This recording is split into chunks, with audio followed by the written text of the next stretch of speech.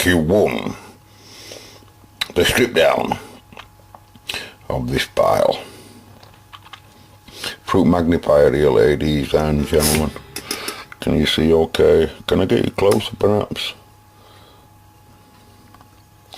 Oh, let's just put it there. Anyway, as you can see by what I can see there, it's come out reasonably well. It's all intact. We've managed to preserve, our budget bills managed to preserve the circuitry. Because one slip and no.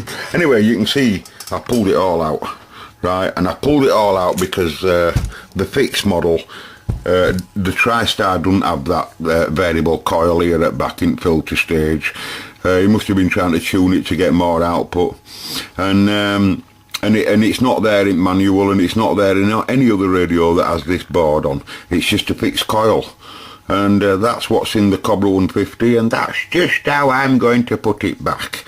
Glenn, if you're watching, Glenn, I don't like the fact that these don't have any bias thyristors.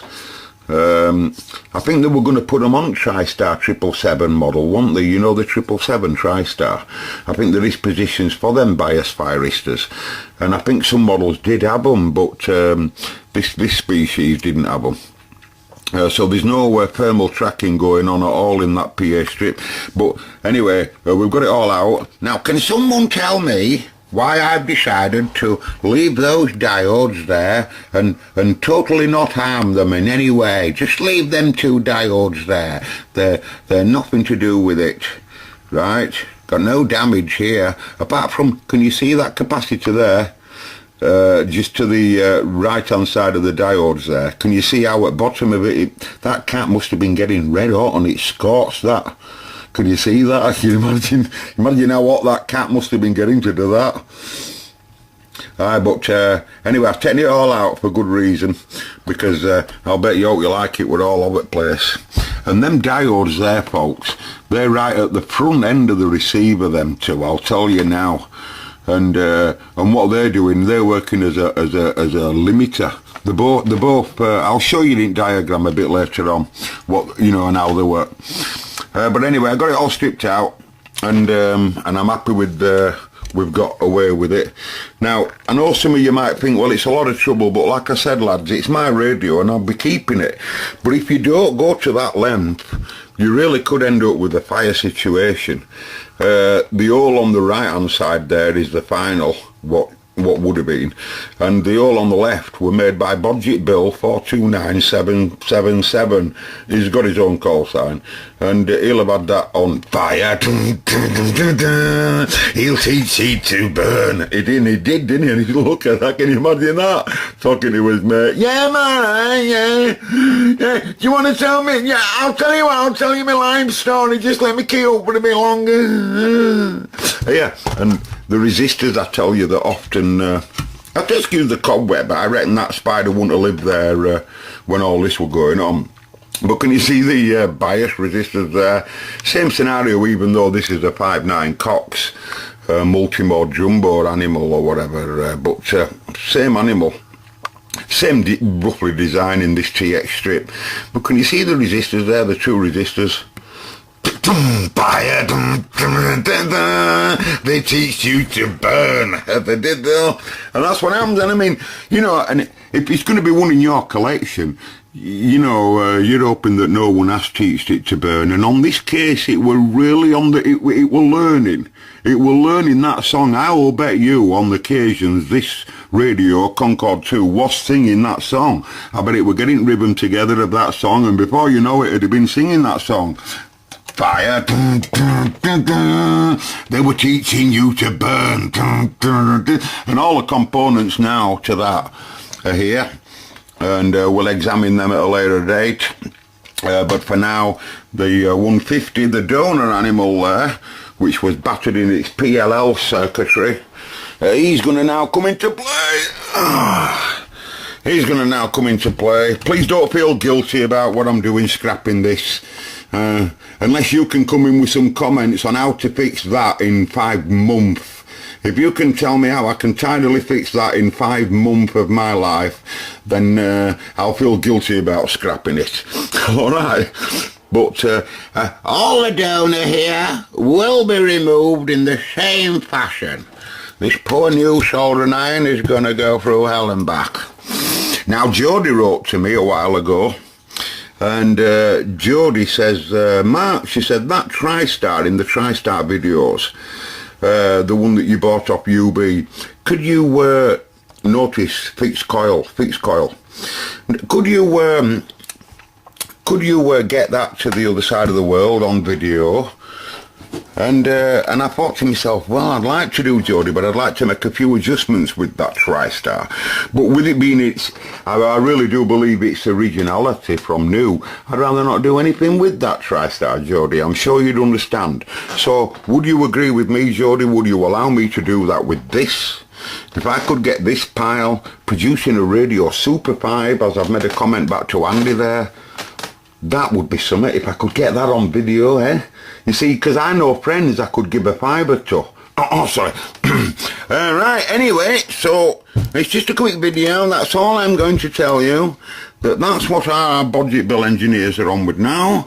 The next episode, it won't be today, it won't be tomorrow, it won't be the day after. But when we do get a chance, our engineers will, budget bill, will show you every little process that he does to put that back. And try and get the components to the same depth in height as what they are when we're putting them back there. Because we don't want components sticking too high and some too low and all of that nonsense. We're not going to have that. Budget bill can't be allowed to do that. So we've got to try and get the depth of these components at a right nice depth as well, okay? And then I'm going to bias this radio in its factory type way of biasing it, setting it up. If you want to watch them videos, you'll have to watch Swiss radios, right? Because I can't, you know, we're doing assembly videos here, right, and rebuild. Swiss radios is doing repairs and what is it? Good, very good modifications, right? So that's what we're doing. We've got to try and see if we can get this Concord on the plane. And got to get all this RF stage making heat again. In the right places making heat. It's no good making heat in the wrong places. May the force be with you. And goodbye. And welcome to the rebuild videos. Coming quite soon. Goodbye. Okay folks, this is the back end of the video. Looking back on one of my videos, I realised that there's a mistake there that might want pointing out if someone's chasing audio in cybernetics. Is that this is the inputs, if you like, from all the detectors. This is the input from the AF stage, pin 21 on the circuit board there, right? And if you look there, that's what I was trying to get at, is that all the inputs come and then they come across the variable resistor itself to ground.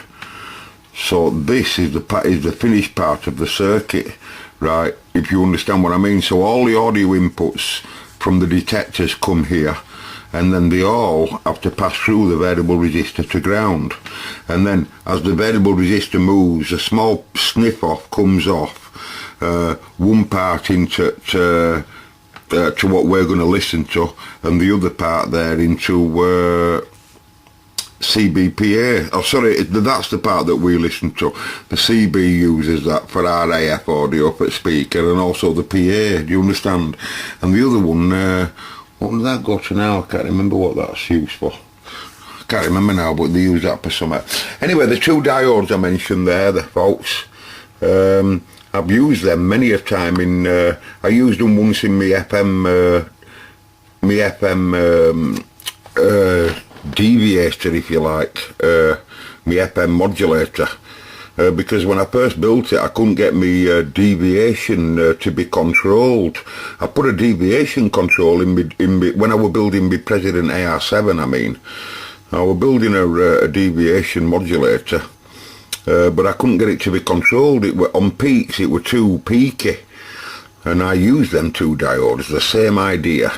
And the right here at your front end at receiver, all your aerial signals come in at this point here, receiver, right? And these two diodes, that's why they're strapped back to back. If you look, one's pointing downwards to deck and from deck upwards. And you all know that a diode turns on at 0.6 of a volt or more. So them two diodes there create a 0.6 of a volt limiter to the whole RF chain input circuit, right?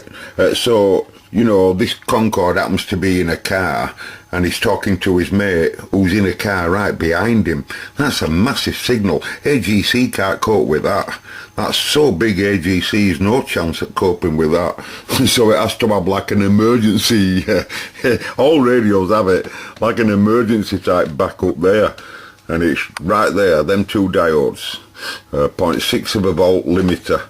I think I've got the voltage right. I think they both work at the same, you know, they both calculate together because they're both decks, so it's just 0.6 if I've got that right. So anything bigger of RF signals here comes in, remember, capacitively coupled, so there's still no direct connection. RF as it passes in, capacitively coupled. Any more than 0.6 of a volt at this point is no chance. He always sees no more than 0.6. Otherwise them diodes would explode. But it just won't happen anyway. Anyway, so that's about it. That's all I want to say. Now it's goodbye. And we'll see it when we do. 10-10 till we do it again. Blip.